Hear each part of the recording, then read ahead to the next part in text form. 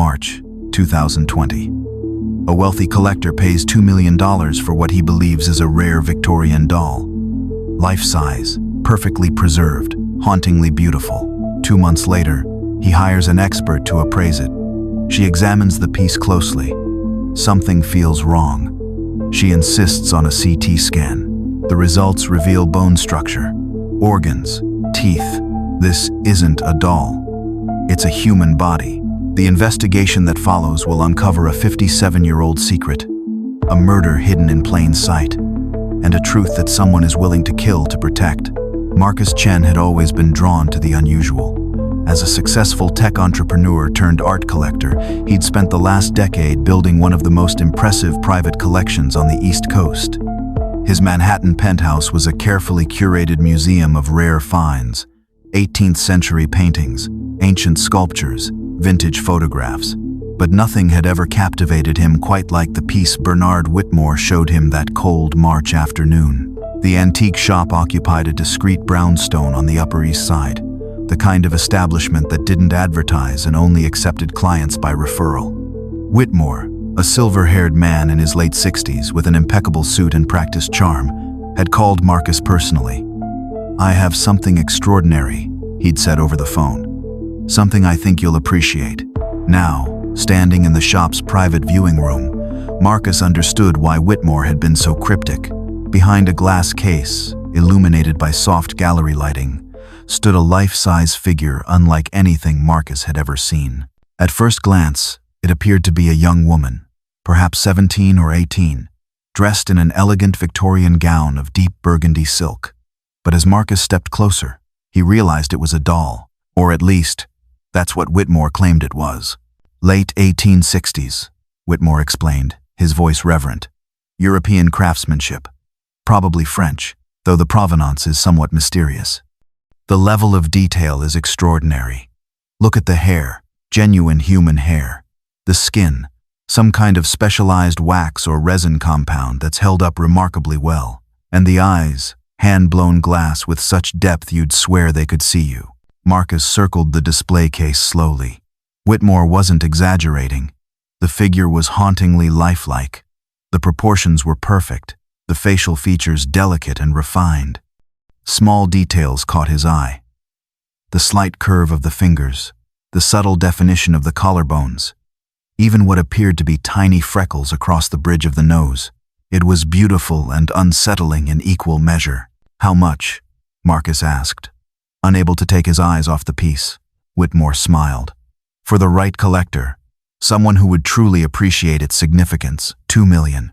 It was an astronomical sum, even for Marcus, but he found himself nodding before he'd fully processed the decision.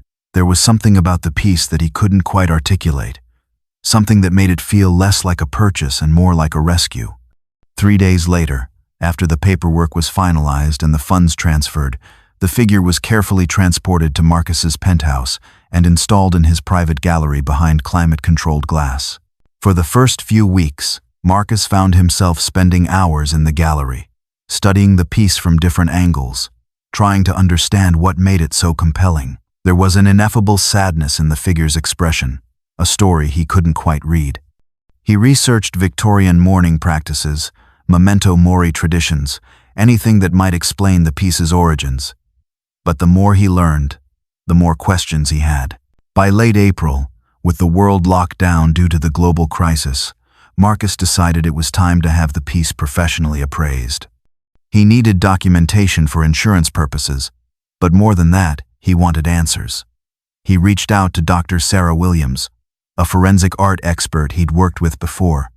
Sarah had an unusual background, trained in both art history and forensic anthropology, which made her uniquely qualified to authenticate pieces with unclear provenance.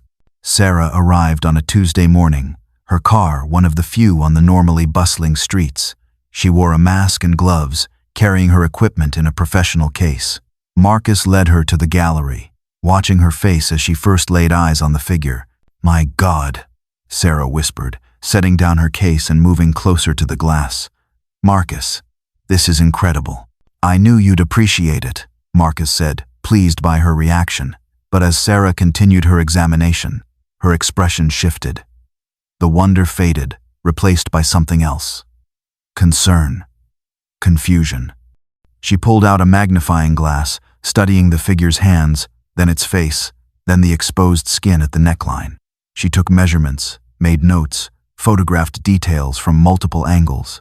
The process took nearly 2 hours, and with each passing minute, Marcus noticed Sarah's frown deepening.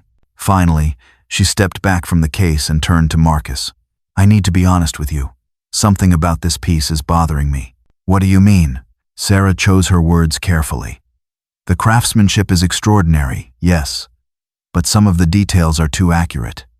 The anatomical proportions, the way the joints are structured, even the way the skin texture varies across different parts of the body. The fingernails look like they grew naturally. I can see what appears to be pores in the skin. It's not consistent with any doll-making technique I'm familiar with, regardless of era or origin." Marcus felt a chill run down his spine. "What are you saying?" "I'm saying before I can appraise this, before I can put my name on any documentation, I need to be absolutely certain of what we're looking at. I want to do a CT scan." "A CT scan? Of a doll?" "If it is a doll, the scan will confirm the internal structure, the materials used, the construction method. It'll help us authenticate it properly, and might even reveal maker's marks or hidden signatures." Sarah paused. "But Marcus, if my concerns are correct, we need to know. Better to find out now than later." The scan was arranged for the following week at a private medical imaging facility. The technicians were professional and discreet, asking no questions as they carefully positioned the figure in the machine. Marcus and Sarah watched from the control room as the images began to appear on the monitors. The technician operating the machine leaned closer to the screen, squinting. "That's odd." "What? What is it?" Marcus asked, moving forward. The technician adjusted the imaging, zooming in on different sections. "I'm seeing what looks like bone density. And here, this shadow pattern is consistent with desiccated soft tissue. Dr. Williams, I think you need to see this." Sarah moved to the console, her face draining of color as she studied the images. The scan showed skeletal structures, but they were partially obscured by the preservation materials. The bones were there, unmistakable once you knew what to look for. But the heavy resin and chemical treatments created a confusing overlay that made interpretation difficult. "Get me a clearer image of the cranial structure," Sarah said, her voice tight. "And the thoracic cavity." The technician worked for several minutes, adjusting filters and contrast levels. Slowly, the image became clearer. A skull, ribs, the ghostly outline of a spine. "Oh God," Sarah whispered. "Marcus, I need you to step outside for a moment." "What?" "No. Tell me what you're seeing." Sarah turned to face him, and Marcus saw genuine fear in her eyes.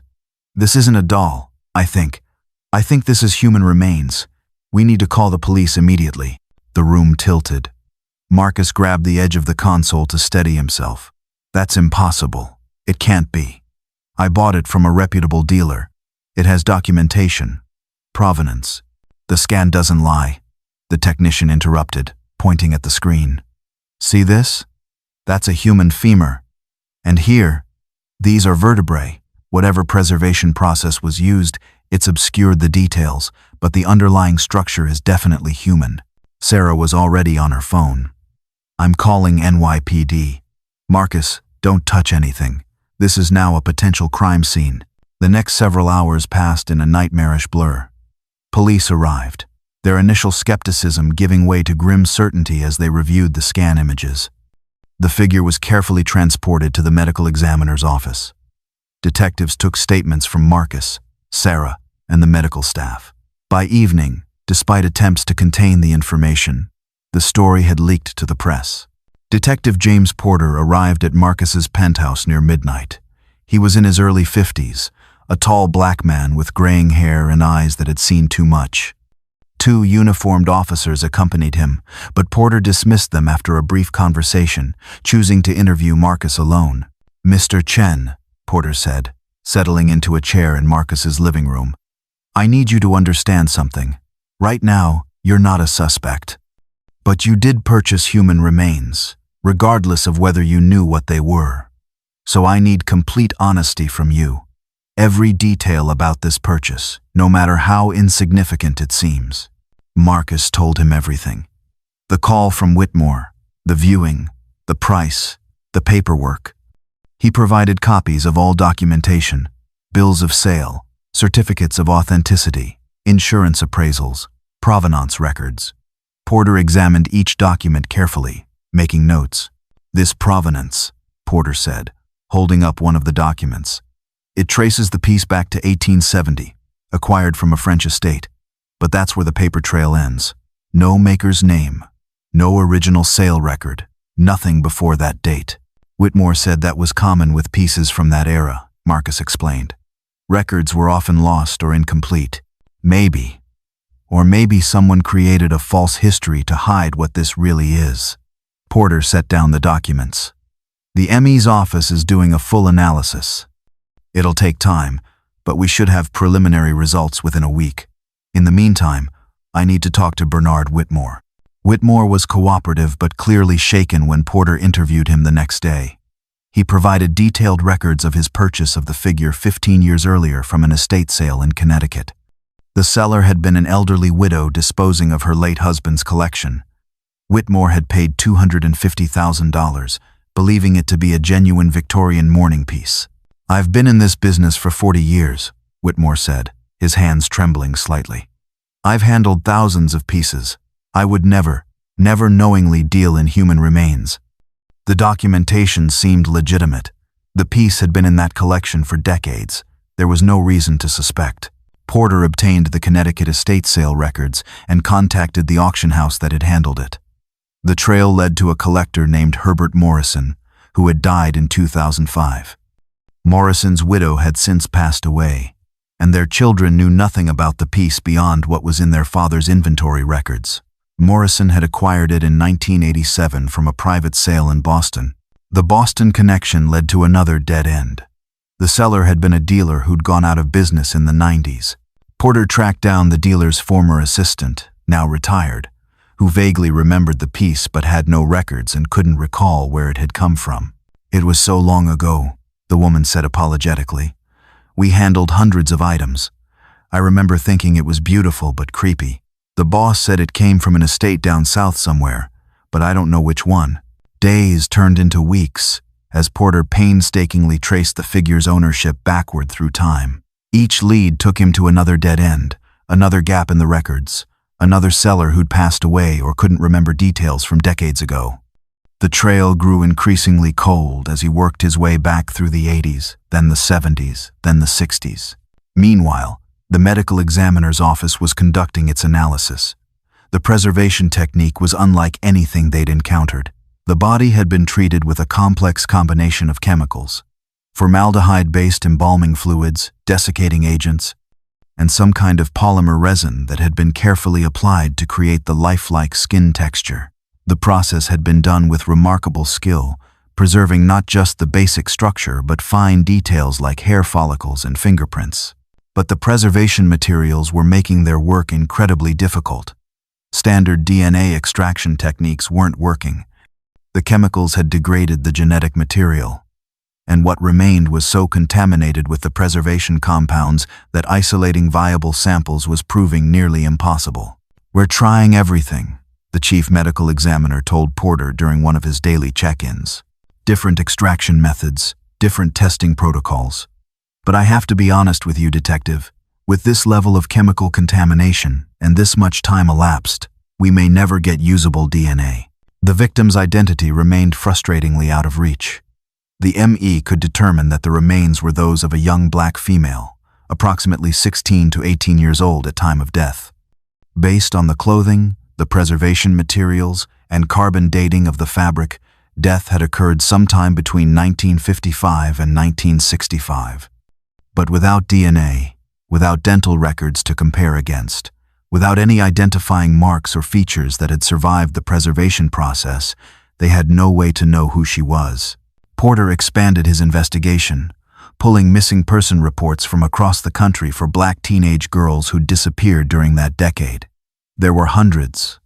Most had been dismissed by police at the time as runaways. Few had been seriously investigated, The files were thin, often containing nothing more than a single report and a photograph. He created a database, entering every case he could find, looking for patterns or connections. Girls who'd disappeared from major cities, girls who'd had some connection to civil rights activism, girls whose cases had been closed quickly with minimal investigation. The list was heartbreakingly long. Sarah, meanwhile, was pursuing her own line of investigation.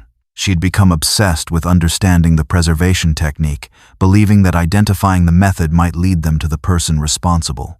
She consulted with taxidermists, embalmers, forensic anthropologists, anyone with expertise in body preservation.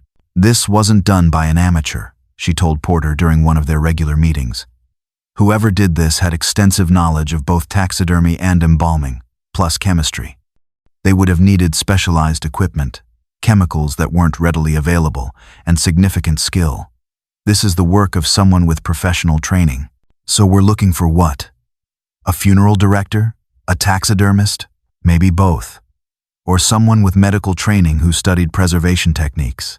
In the 1960s, there weren't many people who could have done this. It's specialized knowledge. Porter added this to his growing list of angles to investigate. He began contacting funeral homes, taxidermy studios, medical schools, anywhere someone might have gained the skills necessary for this kind of work. He focused on the South, reasoning that if the victim had died between 55 and 65, and if the preservation had been done soon after death, the perpetrator had likely been operating in that region. But everywhere he turned, he hit walls. Records from that era were incomplete or destroyed. Businesses had closed. People had died or moved away. The few leads he found dissolved into nothing when investigated further. Marcus, consumed with guilt despite knowing intellectually that he bore no responsibility, threw himself into helping however he could. He hired private investigators to assist with the research. He offered rewards for information. He funded the ME's continued attempts at DNA extraction, paying for cutting-edge techniques that weren't covered by the department's budget. "I keep thinking about her family," Marcus told Sarah one evening as they reviewed case files in Porter's office. "Somewhere out there, someone has been missing her for 60 years. Someone has been wondering what happened to her, whether she's alive or dead, if she suffered, if she's at peace, and we can't even tell them her name." The breakthrough came from an unexpected source.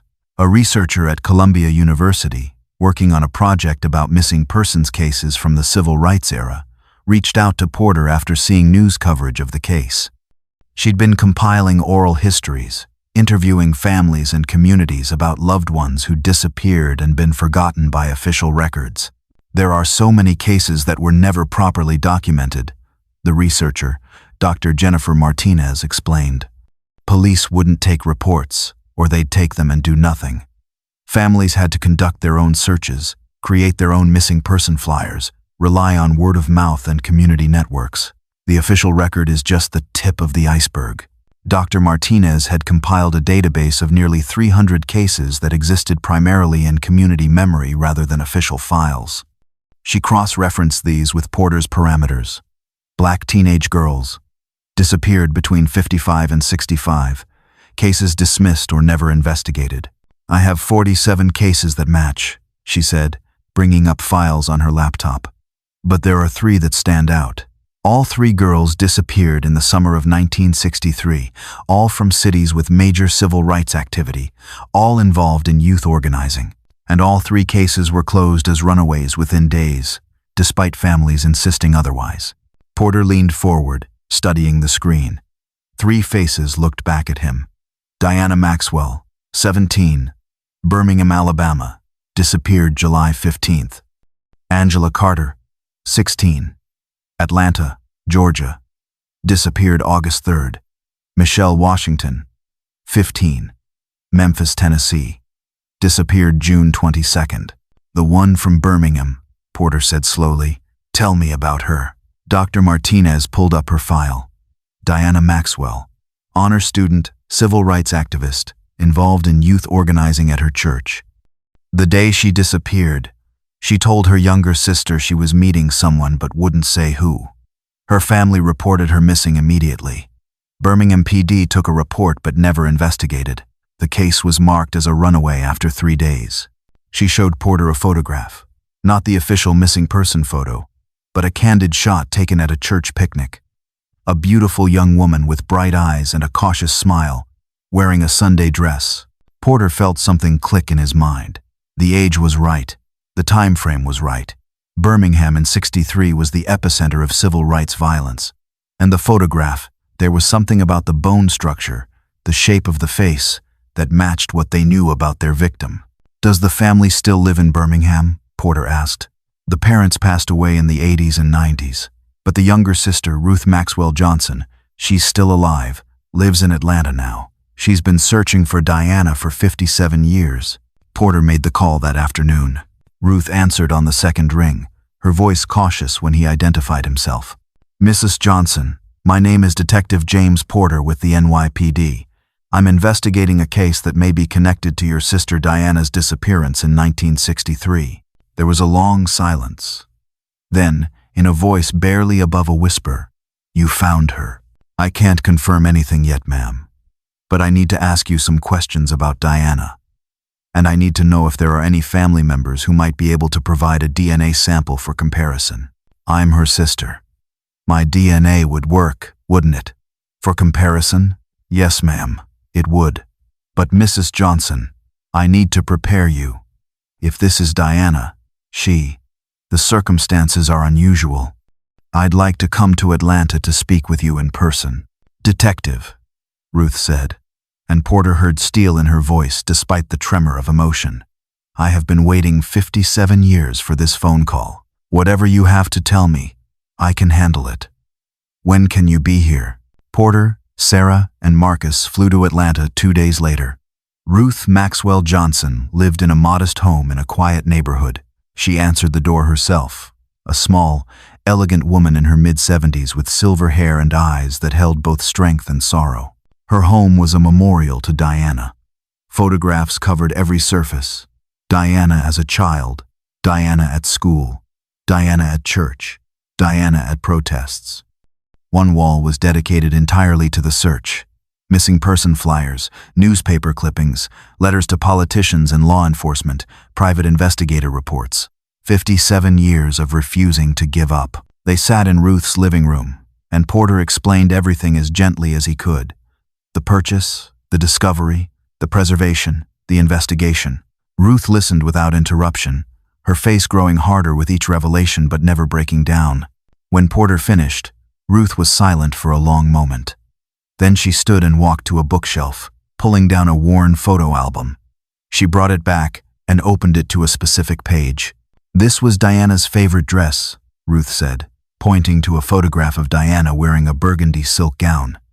"She wore it to her high school graduation, saved up her own money to buy it, said it made her feel grown up, sophisticated. She was so proud of it." Porter felt his heart sink. The figure they'd found had been wearing a burgundy silk dress. "Mrs. Johnson," he said quietly, "we need a DNA sample from you for comparison. But I have to be honest, the preservation process may have degraded the genetic material too much for testing. We may never be able to definitively confirm identity through DNA." Ruth nodded. "But you think it's her? You think my baby sister has been bought and sold like property for the last 60 years? The circumstantial evidence is strong. The timing, the location connection, the physical description, the dress. But without DNA confirmation, we can't be certain." "Then take my DNA," Ruth said firmly. "And while you're waiting for results, I'm going to tell you everything I know about the night Diana disappeared. Because if there's even a chance that's my sister, I want whoever did this to pay." Ruth's story was devastating in its detail. She described the summer of '63, the violence and fear that permeated every moment of their lives in Birmingham. She talked about Diana's activism, her fearlessness, her absolute conviction that change was possible. And then she revealed what she'd kept secret for nearly 60 years. Diana was seeing someone, Ruth said quietly. A white boy. His name was Thomas Richter Jr. They'd met at some interfaith youth thing, started writing letters. I only knew because I caught them together once, behind our church. Diana swore me to secrecy.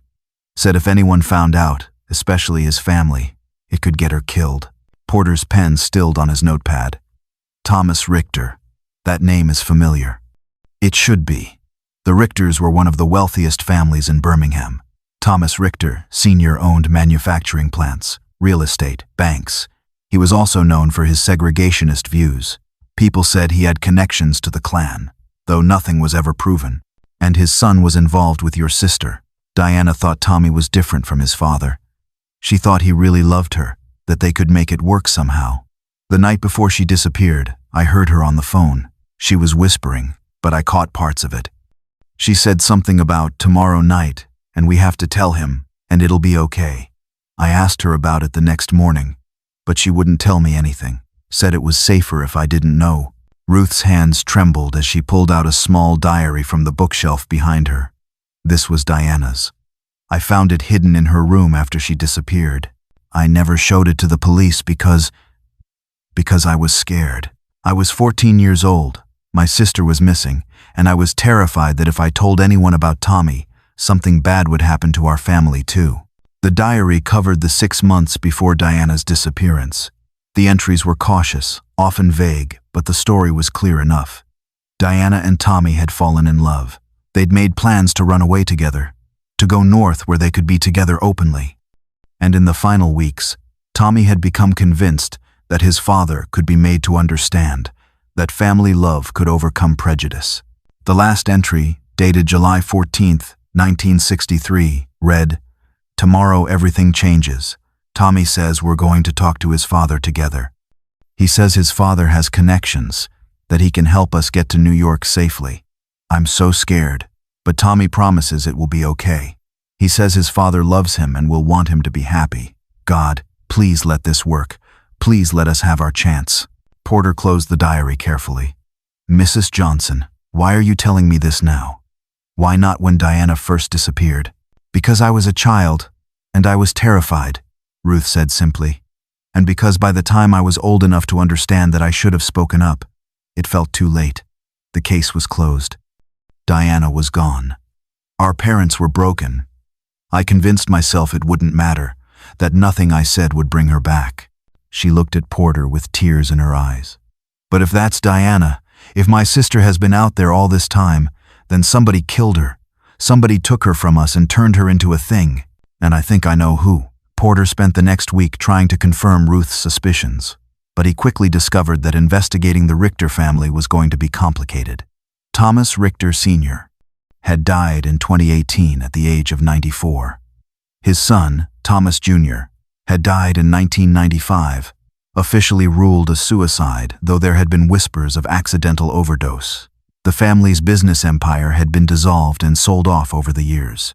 But the Richter name still carried weight in Birmingham. Porter contacted the Birmingham Police Department, requesting any files related to Diana Maxwell's disappearance and any records involving the Richter family from that era.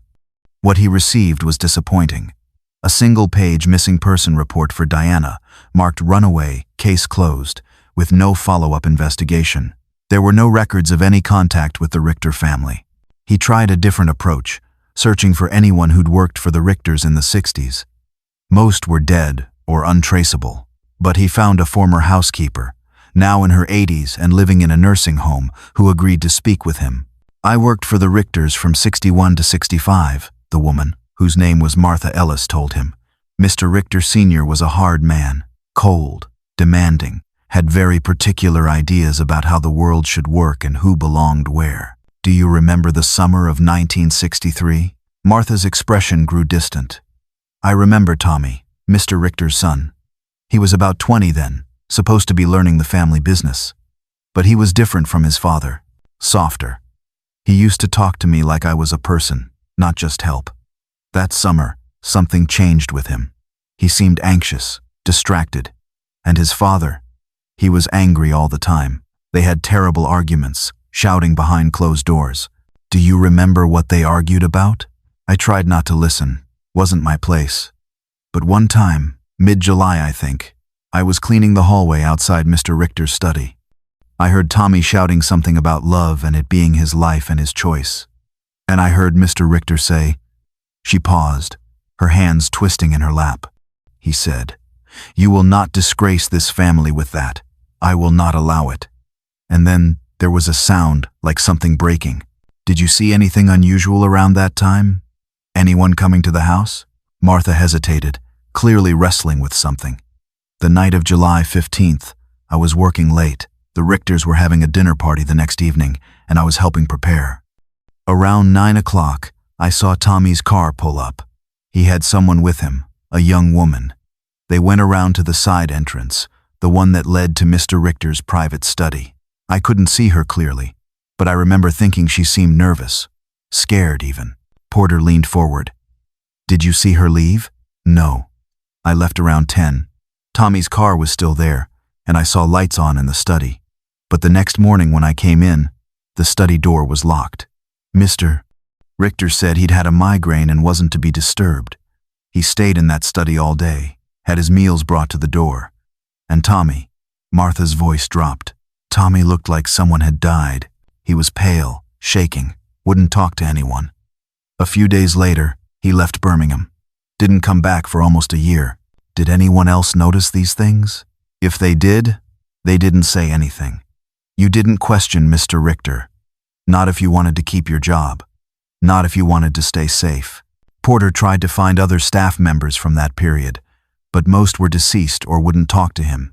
The few who did had vague memories at best, and none would say anything that directly implicated Thomas Richter Sr. in any wrongdoing. The wall of silence around the family was formidable, even decades after the fact. Meanwhile, the DNA comparison was proceeding painfully, slowly. The lab was using cutting-edge extraction techniques, trying to isolate genetic material from the remains despite the heavy chemical contamination. Ruth's DNA sample was processed and ready for comparison, but weeks passed with no results. We're dealing with extremely degraded samples, the lab director explained to Porter. The preservation chemicals broke down the DNA over time. We're trying to amplify what's left, but it's a slow process. We might get partial markers, enough for a probable match, but I can't guarantee we'll get enough for a definitive identification. Porter found himself trapped in a frustrating limbo. He had strong circumstantial evidence that the remains were Diana Maxwell. He had a credible theory about what had happened to her. But he had no physical evidence tying Thomas Richter Sr. to her death, no witnesses willing to testify, and no way to prove definitively that the remains were even Diana's. He tried approaching the case from another angle, focusing on the preservation technique. If he could figure out who had done the preservation work, he might be able to trace it back to whoever had commissioned it. Sarah had identified several possible candidates: funeral directors, taxidermists, medical professionals who might have had the necessary skills. Porter began systematically investigating anyone in the Birmingham area in the 60s who fit the profile. But here again, he hit walls. Many had died, records were incomplete, and those few leads that seemed promising ultimately went nowhere. One name kept appearing in his research, though: Dr. Wilhelm Kastner, a German immigrant who'd operated a taxidermy and preservation studio in New Orleans from 1958 to 1982.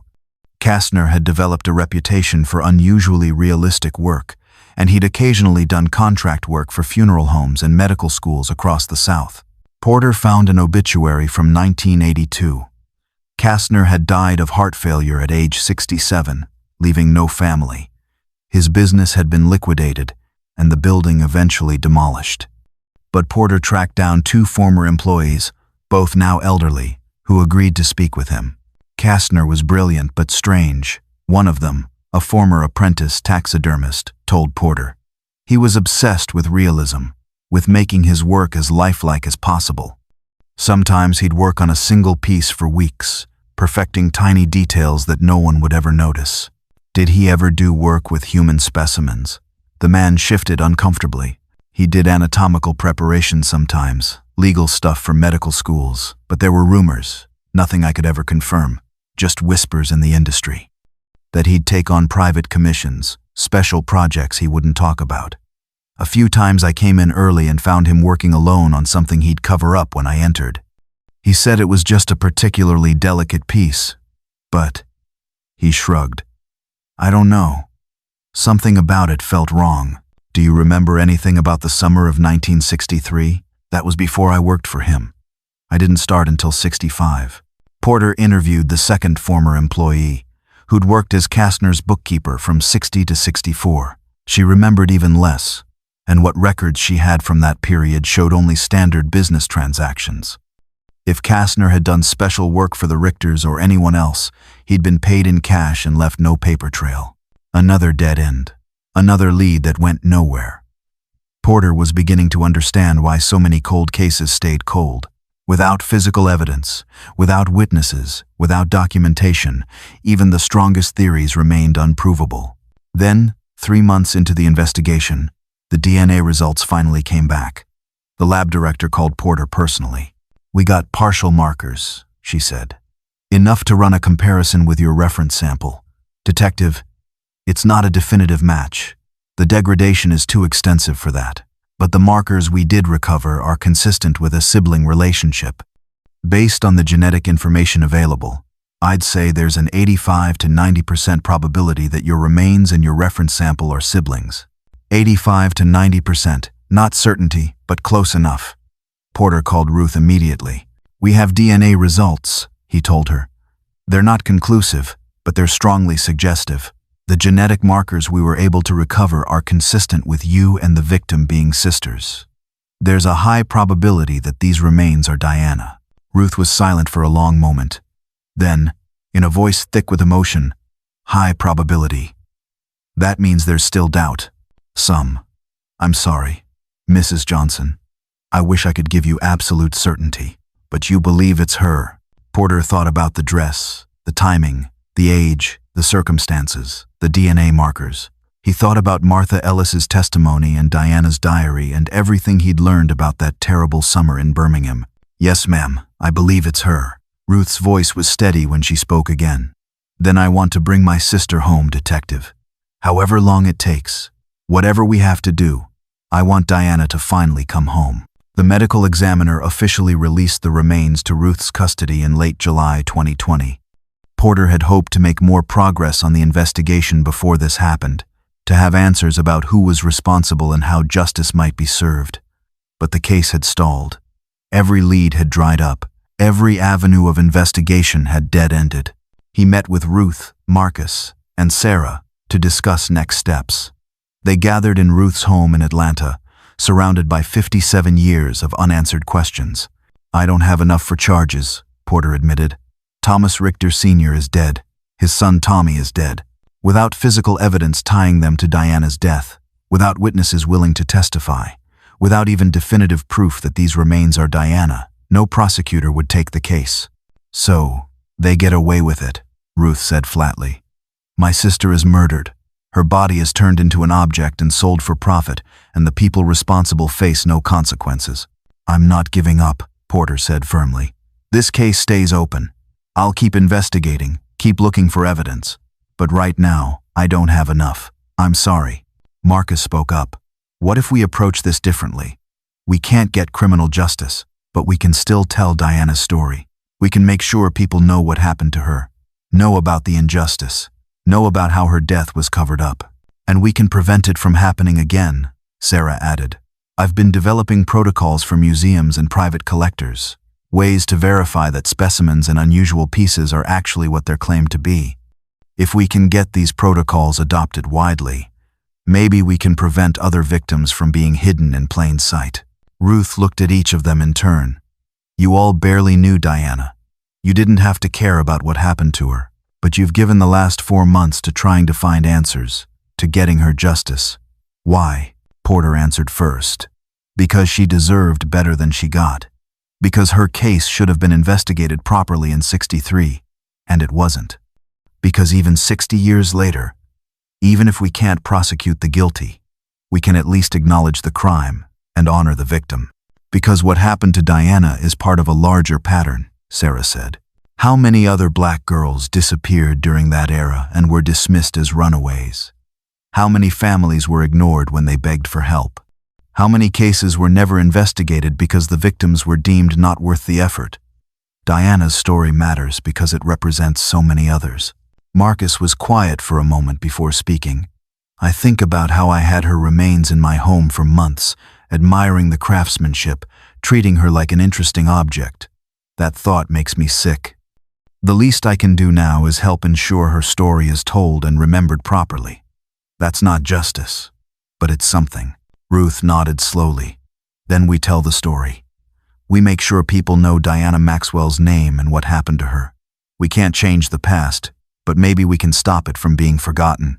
The funeral was held in mid-August, at the same Birmingham church where Diana had organized youth meetings 57 years earlier. The church was packed. Ruth had expected a small, quiet service, but the story had resonated. Civil rights activists came, people who'd known Diana back in '63. Strangers came, people who'd been moved by her story and wanted to pay respects.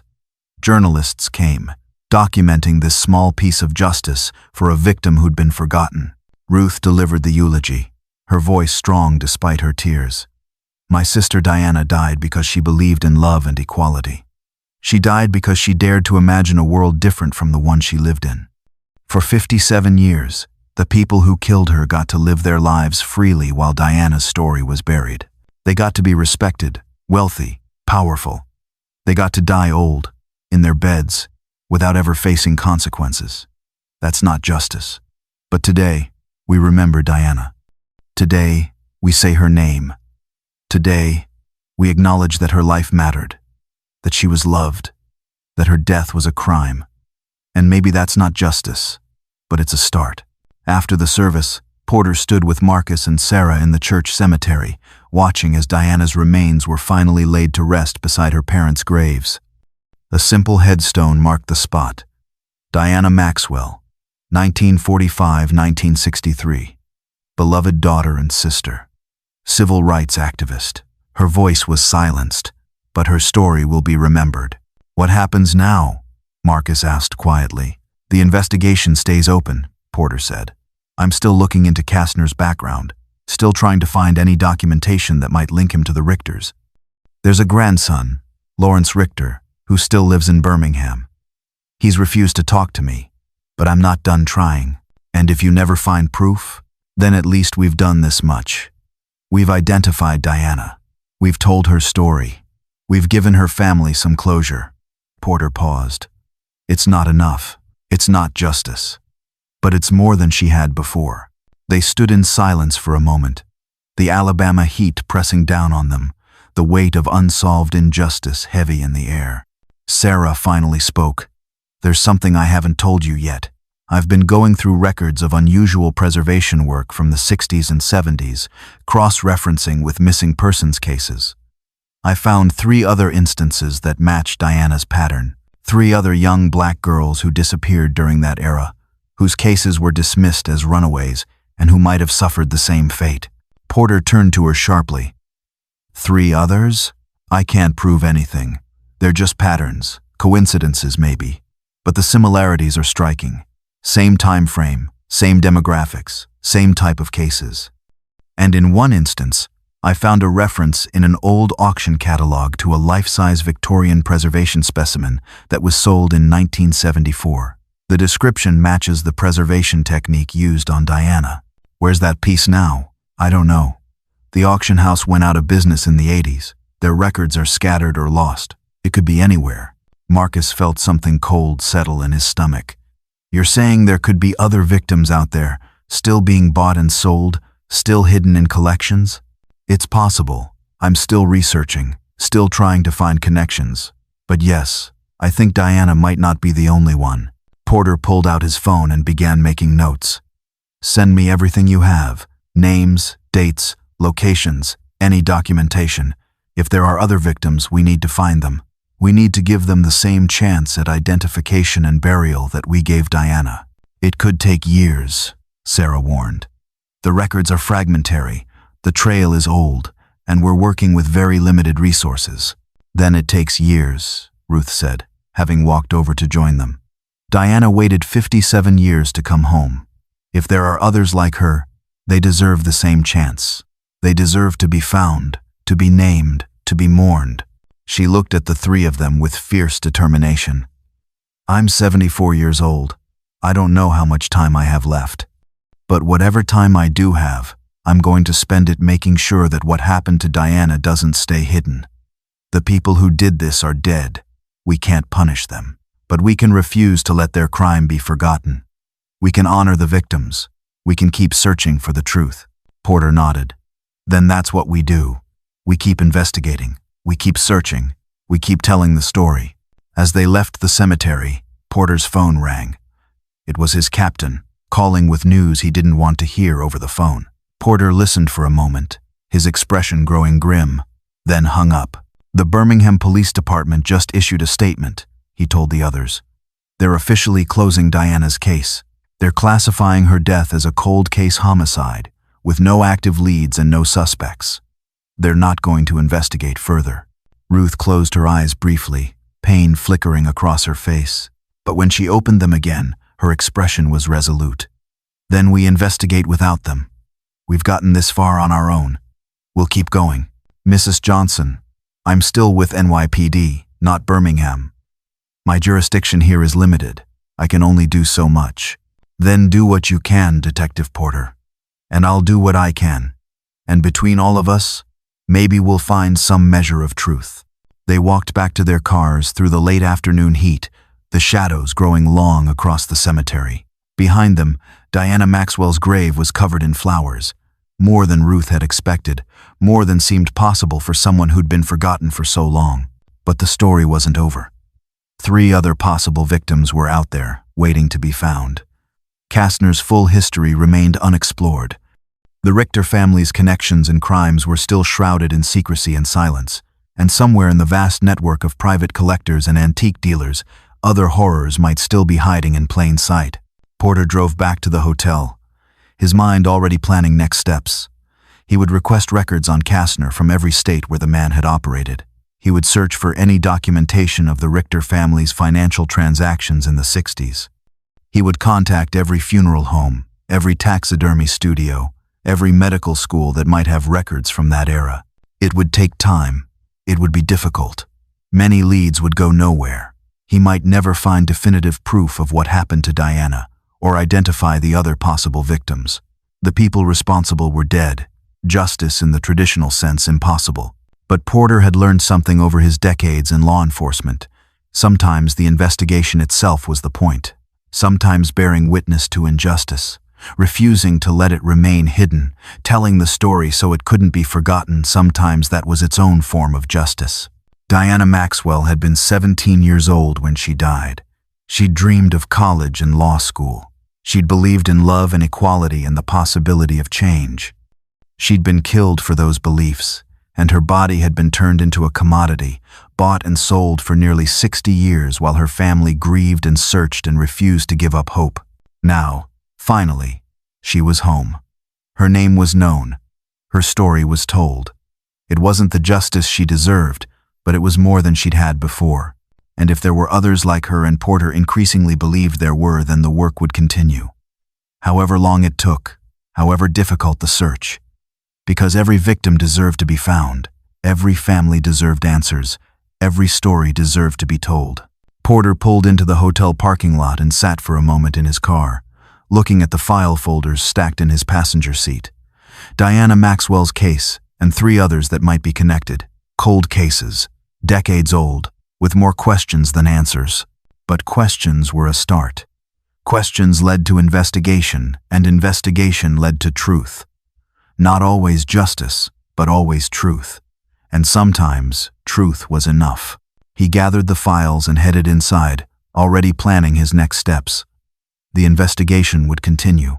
The search would go on. And somewhere out there, other victims were waiting to be found, to be named, to finally come home. The story of Diana Maxwell was over. But the larger story of forgotten victims and covered-up crimes, of injustice that spanned generations, of families who never stopped searching, that story was still being written, and Detective James Porter intended to see it through to whatever end it might reach. Thank you for watching. There is much more to this story. Let us know in the comments if you would like a part 2, where we will uncover the harsh truth about this crime.